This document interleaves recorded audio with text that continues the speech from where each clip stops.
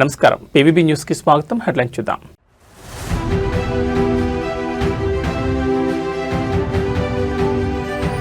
శ్రీకాళహస్తిలో గిరి ప్రదక్షిణను ప్రారంభించిన Pawan Kalyan.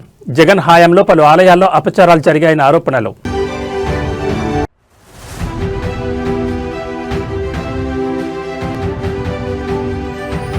Luxettipet municipal counting లో high drama. Ballot box కు సీల్ లేకపోవడంతో అభ్యర్థుల ఆందోళన.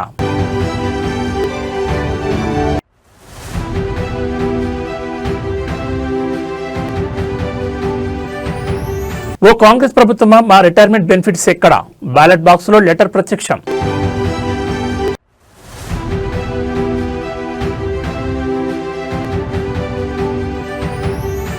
చిత్తూరు శివార్లో ఘోర ప్రమాదం. కారుపై పడ్డ కంటైనర్, సాఫ్ట్వేర్ ఉద్యోగి దుర్మరణం.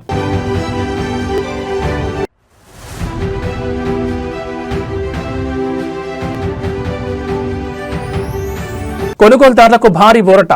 భారీగా పతనమైన బంగారం, వెండి ధరలు. ఇక వివరాలు చూస్తే, వారసత్వం, కళా సంపద, ధర్మ పరిరక్షణ ఆలయాల చుట్టూనే ఉందని ఆంధ్రప్రదేశ్ ఉప ముఖ్యమంత్రి పవన్ కళ్యాణ్ వ్యాఖ్యానించారు. నాగరికతకు ఆలయాల చిహ్నాలని పేర్కొన్నారు. శ్రీకాళహస్తిలో గిరి ప్రదర్శనను శుక్రవారం వర్చువల్ గా ప్రారంభించారు డిప్యూటీ సీఎం. ఈ సందర్భంగా పవన్ మాట్లాడుతూ, శ్రీకాళహస్తి ఆలయ దర్శనానికి త్వరలోనే తప్పకుండా వస్తానన్నారు. జగన్ హయాంలో పలు ఆలయాల్లో అపచారాలు చాలా జరిగాయని ఈ సందర్భంగా ప్రస్తావించారు. ఆయన వైసీపీ హయాంలో పాలక మండళ్లు వారి విధులను సరిగ్గా నిర్వహించుంటే తిరుమలతో పాటు ఆలయాల చుట్టూ ఎన్ని అపచారాలు జరిగేవి కాదని పవన్ తెలిపారు. రాజకీయాలకు తావు లేకుండా దేవుడికి కృతజ్ఞతాపూర్వకంగా పాలక మండళ్లు పనిచేయాలని సూచించారు. 22 కిలోమీటర్ల గిరి ప్రదక్షిణకు 10 కోట్ల రూపాయలు వెచ్చించామని తెలిపారు. ప్రతి ఒక్క భక్తునికి ఈ గిరి ప్రదక్షిణతో ద్వారా కైలాసగిరి ప్రదక్షిణ చేసిన ఫలితం దక్కాలన్నారు. 22 ప్రధాన ఆలయాలతో పాటు అనేక ఆలయాలకు వెళ్లే రోడ్లను అభివృద్ధి చేస్తున్నామని పవన్ పేర్కొన్నారు.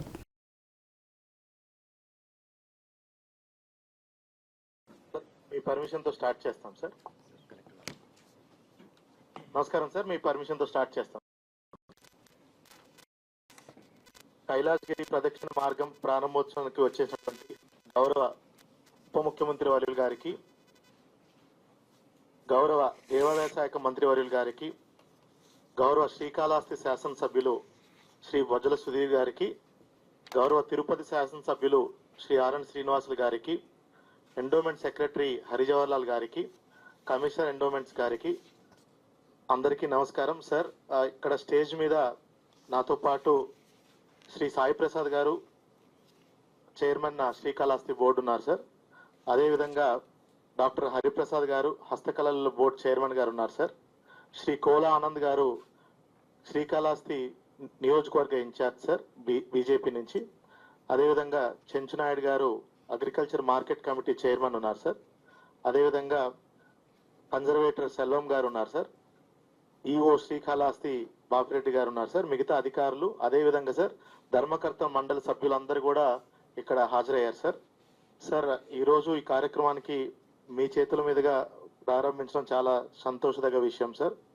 సార్, సుమారుగా 22 కిలోమీటర్లు కలిగినటువంటి ఈ గిరి ప్రదక్షిణ మార్గం భక్తులందరికీ కూడా ఎంతో దీన్ని స్వాధీనపరచుకోవడానికి మన ప్రభుత్వం వచ్చినమ్మటే సుమారుగా 9,80,00,000 రూపాయలతో బ్యాలెన్స్ రోడ్ అంతటి కూడా సీసీ వేయించి మొత్తానికి 22 కిలోమీటర్లు కూడా భక్తులందరికీ అందుబాటులోకి తీసుకురావడం జరిగింది సార్. ముఖ్యంగా సార్, మనకి స్వామి అమ్మవార్లు ప్రతి కనుమ పండుగ నాడు, అదేవిధంగా మనకి శివరాత్రి వేడుక నాడు స్వామి అమ్మవార్లని ఈ గిరి ప్రదక్షిణ మార్గాన్న తీసుకెళ్తారు సార్. అదేవిధంగా మనకి ప్రతి నెల కూడా పౌర్ణమి సందర్భంగా భక్తులు ఎక్కువ మంది దీన్ని వాడుకుంటా ఉంటారు సార్. గత శివరాత్రి నాటికి సుమారుగా 35,000 మంది భక్తులు ఆ ఒక్క రోజునే ఈ గిరి ప్రదక్షిణ మార్గం ద్వారా. ఏపీ ముఖ్యమంత్రి చంద్రబాబు డిప్యూటీ సీఎం పవన్ కళ్యాణ్లను దూషించిన అంశానికి సంబంధించి మాజీ మంత్రి వైసీపీ నేత పేర్ని నానిపై మచిలీపట్నం ఎనుగుదురుపేట పోలీసులు కేసు నమోదు చేశారు. ఈ కేసును కొట్టివేయాలని కోరుతూ ఏపీ హైకోర్టులో పేర్ని నాని క్వాష్ పిటిషన్ వేశారు. ఈ పిటిషన్ను నిన్న విచారించిన హైకోర్టు పేర్ని నానికి నోటీసులు ఇవ్వాలని ఆదేశించింది. పేర్ని నానిపై నమోదైన కేసులు 7 ఏళ్ల లోపు శిక్షకు సంబంధించినవేనని క్రిమినల్ ప్రొసీజర్ కోడ్ సెక్షన్ 35(3) ప్రకారం ఆయనకు నోటీసులు ఇచ్చి విచారణ కొనసాగించాలని ఆదేశాలు జారీ చేసింది. పేర్ని నాని క్వాష్ పిటిషన్ కొట్టివేసింది. తదుపరి విచారణను మార్చి 12వ తేదీకి వాయిదా వేసింది. 550 కోట్ల రూపాయలతో మెడికల్ కాలేజీకి అర్థమేంటి అంటే మాట చెప్పటం, శంకుస్థాపన చేయటం, ఓపెన్ చేయటం, ఇవన్నీ కూడా జగన్ నేను చూస్తే మనకు ఒకటే అనిపిస్తుంది. 14 ఏళ్ళు 15 ఏళ్ళు 20 ఏళ్ళు 25 ఏళ్ళు ముఖ్యమంత్రి చేసి ఏంటి తగలేను 5 ఏళ్ళు 4 ఏళ్ళు చాలు కదా ఏంటి ఎవరికి శాశ్వతం కాదు పదవి అనేది ఎవరైనా ఎప్పటికప్పుడు మాజీ అవ్వాల్సిందే కానీ ఉన్నప్పుడు ఏం చేశాం 10 మందికి గుండెల్లో నిలిచేట్టుగా చేశామా ఈ రాష్ట్రంలో గుర్తుండిపోయేట్టుగా చరిత్రలో మంచిగా మన గురించి ఒక్క మాట అన్నా ఉండేట్టుగా బతికామా అనేది జగన్ చూసి నేర్చుకోవాలి ఎవడైనా మొన్న చెప్పాను మళ్ళీ చెప్తున్నాను చిన్నోడు అయిపోయాడు నాకన్నా లేకపోతే 2 కాళ్ళకి నమస్కారం పాదాభివందనం ఈ ఊరిని ఇంత గుండెల్లో బందర్కి యూనివర్సిటీ ఇచ్చా అంటే రాజశేఖర రెడ్డి గారు ఇచ్చాడు సగం గ్రామాలకి దాదాపుగా 17 నుంచి 18 గ్రామాలకి తాగుతాకి గుక్కడి నీళ్లు కావాలంటే మంచిళ్ళు ఇచ్చినవాడు రాజశేఖర రెడ్డి ఇళ్ల స్థలాలు కావాలంటే 25,000 మందికి ఇల్లు లేని నిరుపేదలకి 25,000 మందికి ఇళ్ల స్థలాలు ఇచ్చాడు ఆయన కాళ్ళకి నమస్కారం బాబు ఆ విజయమ్మ గారి కన్నా వేళ విశేషం ఇంతమంది గుండెల్లో ఆంధ్రప్రదేశ్ రాష్ట్రం భూమి మీద బతికున్నంత వరకు ఖచ్చితంగా జగన్మోహన్ రెడ్డికి ఒక బంగారు అక్షరాలతో చరిత్రలో మాత్రం ఒక పేజీ మాత్రం ఉంటది ఇది చాలు అటువంటి నాయకత్వంలో నేను ఈయన అందరం ఆ జెండా మోసినందుకు కాలరెడ్డిగా తిరుగుతాం చచ్చే వరకు కూడా గర్వంగా బతుకుతాం. ఆంధ్రప్రదేశ్ విద్యా వ్యవస్థపై కూటమి ప్రభుత్వం అనుసరిస్తున్న తీరును మాజీ మంత్రి వైఎస్ఆర్సీపీ ఎమ్మెల్సీ బొత్స సత్యనారాయణ తీవ్రంగా తప్పుపట్టారు. విద్యాశాఖలో బకాయిలు మరియు విద్యా సంస్థల నిర్వహణపై మంత్రి లోకేష్ చేస్తున్న ప్రకటనలకు ఆయన కౌంటర్ ఇచ్చారు. మంత్రి చెప్తున్నట్లుగా తాము 5,000 కోట్ల బకాయిలు పెట్టలేదని బొత్స స్పష్టం చేశారు. నేను చెప్పేది ఈనాడు పత్రిక లెక్కలు, ఎన్టీఆర్ భవన్ లెక్కలు కాదు. వాస్తవానికి మేము బాకీ పెట్టింది కేవలం 2 విడతల బకాయిలు మాత్రమేనని తేల్చి చెప్పారు. కూటమి ప్రభుత్వం అధికారంలోకి వచ్చిన తర్వాత విద్యా వ్యవస్థ క్రమంగా భ్రష్టుపడుతోందని ఆయన ఆరోపించారు. ప్రభుత్వ పాఠశాలలను బలోపేతం చేయడం మానేసి ప్రైవేట్ విద్యా సంస్థలతో పోటీ పడాలని మంత్రి చెప్పడం హాస్యాస్పదంగా ఉందన్నారు. విద్యా దీవెన, వసతి దీవెన వంటి పథకాల అమల్లో జాప్యం జరుగుతోందని, దీనివల్ల వేలాది మంది విద్యార్థులు ఇబ్బందులు ఎదుర్కొంటున్నారని ఆయన ఆవేదన వ్యక్తం చేశారు. అధ్యక్ష, మంత్రి గారు ఇంటర్వ్యూ విద్యాశాఖ మంత్రి గారు మళ్ళీ వెల్ఫేర్ మినిస్టర్ గారు ఏం చెప్పారో దాన్నే ఆయన రీట్రేట్ చేస్తారు. ఇది వాస్తవం కాదు, సత్యదూరం మాటలు ఇవి.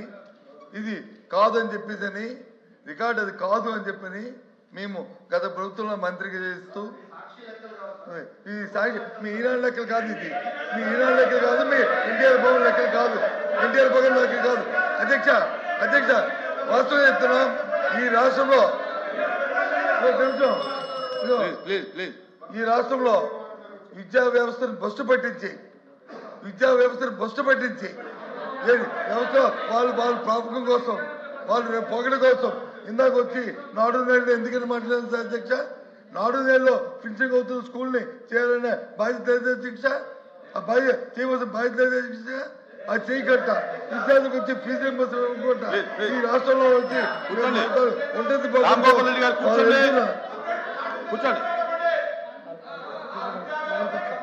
వాళ్ళ నేపథ్యంలో గత ప్రభుత్వంలో బకాయిలు పెట్టి ఈ రకంగా చేస్తూ విద్యా వ్యవస్థ బస్సుపరిచిన నేపథ్యంలో అధ్యక్ష ఈ ప్రభుత్వంలో న్యాయం జరుగుతుంది, విద్యా వ్యవస్థ వచ్చి మనుగడ పొందుతుందని ఏ విధంగా ఏ ఒక్క ప్రజలకు కూడా విశ్వాసం లేదు అధ్యక్ష. వాళ్ళు ఏ అబద్ధాలు చెప్పుకుంటారో ఏమి చెప్పుకోమని అధ్యక్ష. ఎందుకంటే ప్రభుత్వంలో వాళ్ళు చేసి ఉండి కూడా ఇంత బ్లంట్గా ఆ రకంగా ఆ సత్యనారాయణ మాటలు మాట్లాడుతుంటే రికార్డు చెప్తాను.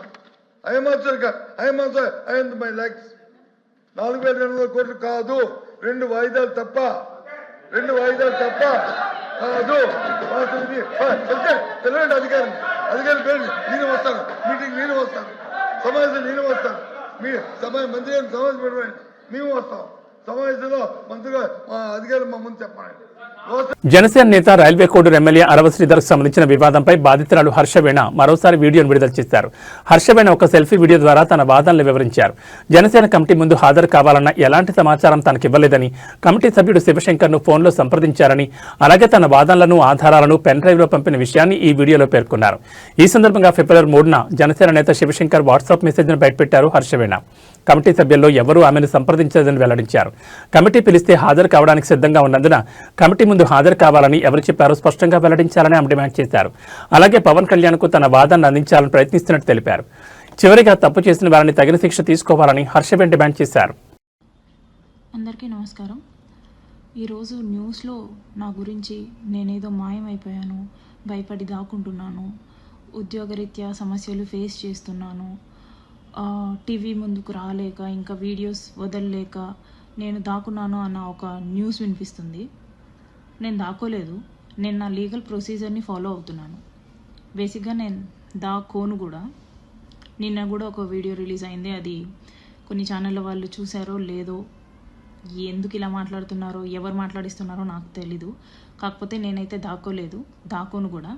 న్యాయం జరిగేంత వరకు దాక్కోను. ఇంకొక విషయం, నన్ను కమిటీకి ఎవ్వరూ పిలవలేదు. నన్ను కమిటీకి ఎవ్వరే కానీ హాజరు అవ్వమని ముందస్తు ఇన్ఫర్మేషన్ ఇవ్వలేదు. నాకు ఎటువంటి ఇన్ఫర్మేషన్ లేదు. నేను శివశంకర్ గారికి కాంటాక్ట్ అయ్యి, ఆయన నంబర్ సంపాదించి శివశంకర్ గారికి కాంటాక్ట్ అయ్యి నాకు నేనుగా, సార్ మీరు శ్రీధర్ వర్షన్ మాత్రమే విన్నారు, నేను నా వర్షన్ కూడా తెలియజేసుకోవాలనుకుంటున్నాను, సో నేను పెన్ డ్రైవ్ పంపిస్తున్నాను విత్ అటాచ్డ్ విత్ లెటర్ అని చెప్పేసి నేను లెటర్ పంపించడం జరిగింది. అంతే తప్ప I bet and I ask committee people, నన్ను ముందు ఇన్ఫర్మేషన్ ఇచ్చారా? ఇస్తే ఎవరితో ఇప్పించారు?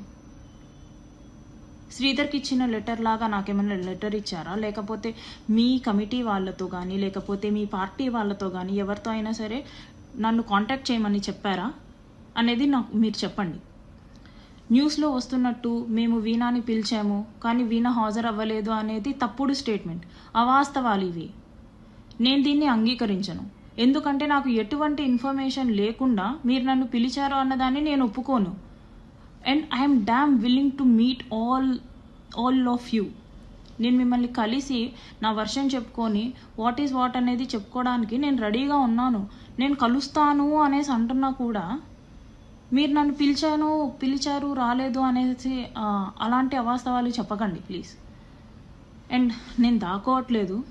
నేను స్టిల్ ప్రయత్నిస్తున్నాను పవన్ కళ్యాణ్ గారిని కలవడానికి, స్టిల్ ప్రయత్నిస్తున్నాను. మీరు చెప్పినట్టు, నేను చెప్పినట్టు, శ్రీధర్ చెప్పినట్టు ఇది మా వ్యక్తిగత సమస్య. కాకపోతే కొంతమంది రాజకీయ రాబందులు దీన్ని పాలిటిక్స్ చేస్తున్నారు. అధికారం ఉంది కదా అని చెప్పేసి వాళ్ళు కంప్లీట్ అధికారం చూపిస్తున్నారు. డబ్బులు వేస్ట్ చేసుకుంటున్నారు, డబ్బులు ఖర్చు పెట్టి నెగిటివిటీని స్ప్రెడ్ చేస్తున్నారు, ఏంటంటో చేస్తున్నారు. అవన్నీ కాదండి కావాల్సింది, నిజాలు కావాలి. కమిటీ వాళ్ళు ఎంత టైం అయినా తీసుకోండి, కానీ నిజం మాత్రమే చెప్పండి, అబద్ధాలు చెప్పకండి. I really pray all of you, I really please all of you, నిజాలు మాత్రమే మాట్లాడుకుందాం. నాకు శ్రీధర్కి జరిగింది మాత్రమే మాట్లాడుకుందాం. నా ఉద్యోగం అంటారా, నా పరువు అంటారా, నేను ఇంతకంటే దిగజారడానికి ఇంకేం మిగల్లేదు. కాబట్టి నేను అన్ని వదులుకున్న తర్వాతే నేను ఇక్కడికి వచ్చాను. కాబట్టి నేను భయపడను. నాకు జస్టిస్ జరిగే విషయంలో నేను భయపడను. నేను ముందుకు వెళ్తాను ఖచ్చితంగా. అండ్ సార్ పవన్ కళ్యాణ్ గారు, నేను మీకు మళ్ళీ అర్థిస్తున్నాను, మిమ్మల్ని నేను కలవాలి సార్. మీకు ఎంతవరకు నిజం తెలుసో, ఎంతవరకు మీరు ఈ విషయం గురించి పట్టించుకుంటున్నారో నాకు తెలీదు. కానీ నేను ఒక బాధపడిన మహిళగా నేను మిమ్మల్ని నమ్ముతున్నాను, మీరు నాకు న్యాయం చేస్తారనేసి. ఎందుకంటే మీకు ఉమెన్ మీద ఎటువంటి రెస్పెక్ట్ ఉందో, ఎన్ని సిచ్యువేషన్స్లో ఉమెన్ గురించి మీరు బాధపడ్డారో అదంతా నాకు తెలుసు. అవన్నీ మేము చూస్తూ పెరిగామండి. అలాంటిది మన పార్టీ నుంచి, మన ఎమ్మెల్యే నుంచి, మీ డిపార్ట్మెంట్ అయిన నాకు అన్యాయం జరిగింది. అటు శ్రీధర్ చెప్పుకోవాల్సింది మీకే, ఇటు నేను చెప్పుకోవాల్సింది మీకే. కాబట్టి మీరే ఇద్దరి వర్షన్స్ వినండి. ఎవరిది తప్పు ఉంటే వాళ్ళని శిక్షించండి, ఎవరి వైపు న్యాయం ఉంటే వాళ్ళకి జస్టిస్ చేయండి. ఇది ఒక్కటే నేను కోరుకుంటున్నాను.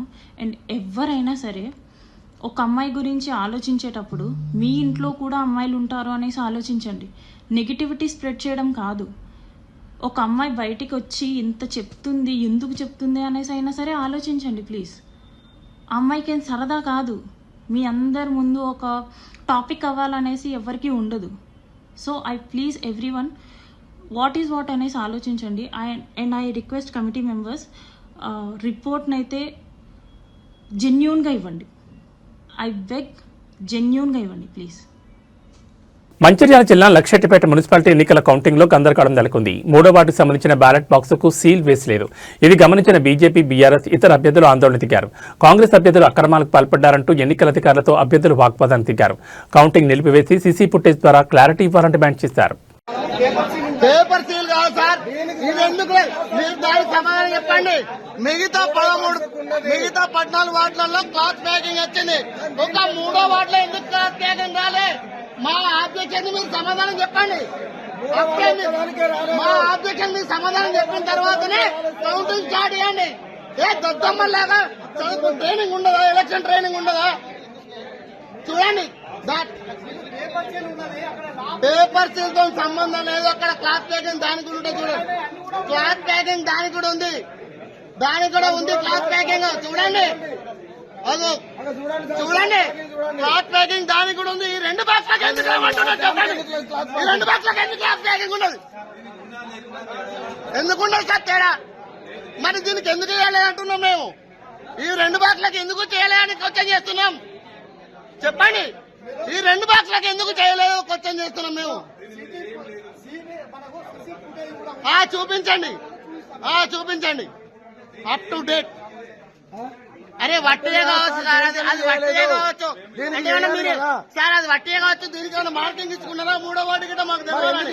తెలంగాణ మున్సిపల్ ఎన్నికల ఫలితాల్లో ఆసక్తికర సన్నివేశం చోటు చేసుకుంది. నల్గొండ జిల్లాలో స్వతంత్ర అభ్యర్థిగా పోటీ చేసిన ఓ ట్రాన్స్జెండర్ విజయం సాధించారు. జిల్లాలోని చిట్యాల మున్సిపాలిటీలో 1వ వార్డు నుంచి ట్రాన్స్జెండర్ సుధాకర్ పోటీ చేశారు. ఎన్నికల ప్రచారంలో మున్సిపాలిటీ అభివృద్ధి లక్ష్యంగా సుధాకర్ ఇచ్చిన హామీలు ఓటర్లను ఆకట్టుకున్నాయి. దీంతో కాంగ్రెస్, బీఆర్ఎస్, బీజేపీ అభ్యర్థులను కాదని ఓటర్లు సుధాకర్ను గెలిపించుకున్నారు.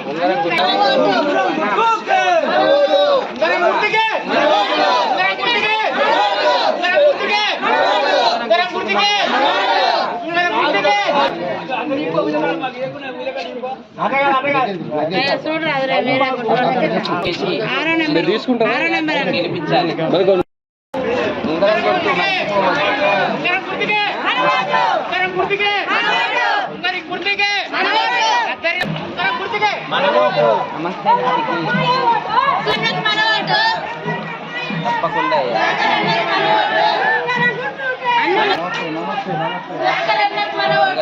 ఓటు వేయాలి. అక్క నమస్తే, 6వ నెంబర్ ఉంగర గుర్తు మర్చిపోవద్దు అక్క. తప్పకుండా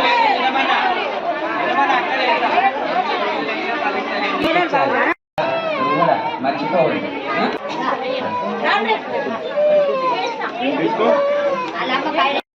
మర్చిపోవద్దు.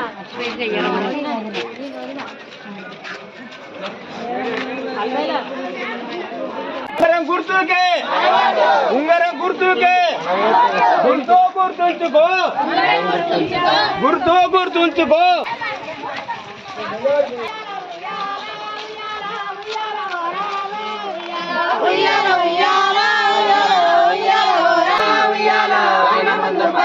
ఓటేయాలి. ములుగు మున్సిపాలిటీ ఎన్నికల ఫలితాల్లో కాంగ్రెస్ పార్టీ శుభారంభం చేసింది. కౌంటింగ్ ప్రారంభమైన కొద్దిసేపటికే కాంగ్రెస్ తన మొదటి విజయాన్ని నమోదు చేసి ఖాతా తెరిచింది.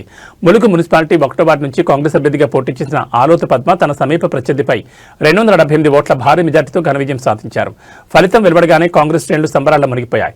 మున్సిపాలిటీలో మొదటి వార్డులోనే విజయం దక్కడంతో పార్టీ కార్యకర్తల బాణసంచా కాల్చి స్వీట్లు పంపిణీ చేస్తూ వేడుకలు చేసుకున్నారు. ఇక్కడ ఉన్నటువంటి పెద్దలకు, కలెక్టర్ గారికి, జాయింట్ కలెక్టర్ గారికి, అలాగే ఎలక్షన్ ఆఫీసర్లందరికీ, ఇక్కడ ఉన్నటువంటి అందరికి ఆఫీసర్లందరికీ పేరు పేరున నమస్కారాలు. ఈరోజు జరిగినటువంటి సాధారణ ఎన్నికల్లో భాగంగా మున్సిపల్ ములుగు డివిజన్లో వార్డు 1లో వచ్చినటువంటి రిజల్ట్ ను అనౌన్స్ చేస్తున్నాము. ఒకసారి అందరూ వినండి. అంగోతు శిరీష టిఆర్ఎస్ భారత రాష్ట్ర సమితి 11 ఓట్లు వచ్చాయి అంగోతు శిరీషకు. తర్వాత మాలోతు చరిత బీజేపీ అభ్యర్థి 152 వచ్చాయి. ఈరోజు వచ్చినటువంటి ఫలితాలలో అత్యధికంగా ఆలు పద్మ 430 ఈమె విజేతగా ప్రకటిస్తున్నాము. ఇందులో మాకు వార్డు 1 లో మొత్తం 599 ఓట్లు పోలైనాయి. ఇందులో 102 అండి, రిజెక్టెడ్ అయిన 4 అండి, మిగతాయి. తెలంగాణ రాష్ట్రంలో జరిగిన మున్సిపల్ ఎన్నికల్లో తెలుగుదేశం పార్టీ తన ఉనికిని చాటుకుంది. ఖమ్మం జిల్లాలోని మధ్యల మున్సిపాలిటీలో 10వ వార్డును టీడీపీ గెలుచుకుంది. ఇక్కడ నుంచి ఆ పార్టీ అభ్యర్థి బోడేపూడి రేవతి విజయం సాధించారు. 10వ వార్డులో 530 ఓట్లు పోలు కాగా రేవతికి 334 ఓట్లు వచ్చాయి. మధ్యలో ఉప ముఖ్యమంత్రి బళ్ళు భట్టి విక్రమార్క సొంత నియోజకవర్గం మధ్యల మున్సిపాలిటీలో 22 వార్డులు ఉండగా కాంగ్రెస్ పార్టీ అభ్యర్థులు 9 చోట్ల విజయం సాధించారు.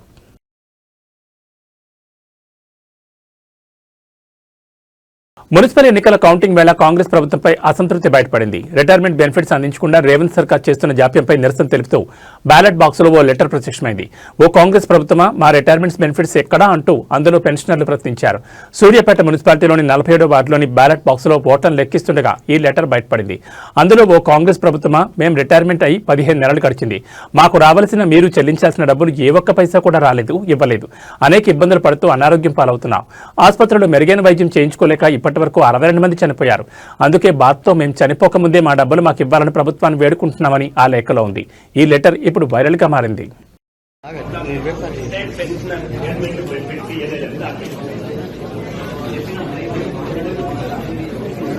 తెలంగాణ మున్సిపల్ ఎన్నికల్లో 200కు పైగా స్థానాల్లో పోటీలో నిలిచిన జనసేన పార్టీ ఎట్టకేలకు బోనికొట్టింది. సూర్యాపేట జిల్లా నేరేడుచెర్ల మున్సిపాలిటీలో జనసేన పార్టీ అభ్యర్థి హోరాహోరీగా జరిగిన 14వ వార్డు ఎన్నికల్లో సమీప ప్రత్యర్థిపై విజయం సాధించారు. దీంతో జనసేన పార్టీ శ్రేణుల్లో ఉత్సాహం నింపారు. తెలంగాణ గడ్డపై మున్సిపల్ ఎన్నికల బరిలో నిలిచిన జనసేనకు ఇది కీలక విజయంగా రాజకీయ విశ్లేషకులు భావిస్తున్నారు.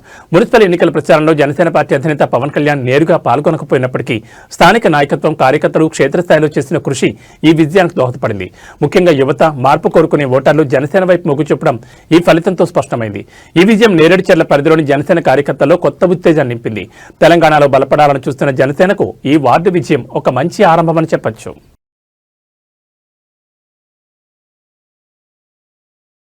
ఏపీలో ఘోర రోడ్డు ప్రమాదం చోటు చేసుకుంది. కారు కంటైనర్ ఢీకొన్న ఘటనలో సాఫ్ట్వేర్ ఉద్యోగి దుర్మరణం చెందారు. ఈ ప్రమాదంలో కారు పూర్తిగా నుచ్చునుచ్చైంది.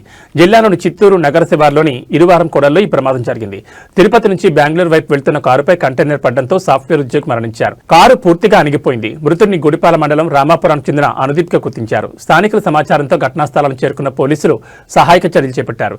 కారు కంటైనర్ కింద ఇరుక్కుపోవడంతో దాన్ని తొలగించడం కష్టతరంగా మారింది. ఈ ప్రమాదంపై పోలీసులు కేసు నమోదు చేసుకుని దర్యాప్తు చేస్తున్నారు. ప్రమాద తీవ్రత చూసిన పోలీసులు కారులో 6 ఉండి ఉంటారని భావించారు.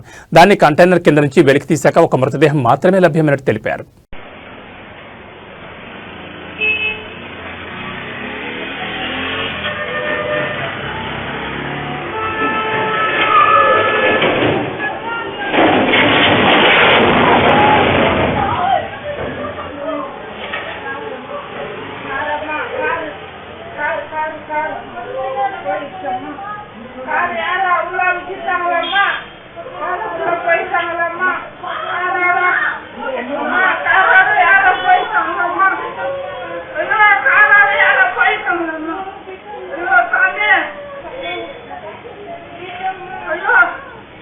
నాలుగు రోజుల తర్వాత వెండి ధర భారీగా పతనమైంది. ఫిబ్రవరి 9న కిలో వెండిపై 15,000 పెరిగి 3 లక్షలకు పెరిగిన రేటు నిన్నటి వరకు స్థిరంగా కొనసాగింది.